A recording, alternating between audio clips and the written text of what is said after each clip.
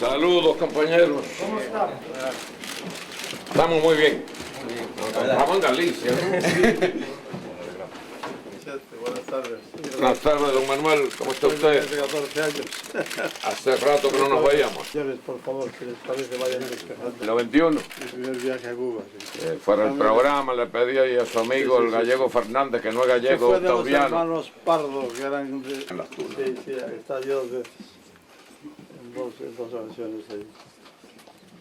Creo que había un hijo tuyo por delante. Sí, Está aquí. ese que está ahí. ¿Cómo está? Le hemos venido a una visita particular, a visitar en Láncara. Con don Manuel tenemos una vieja amistad.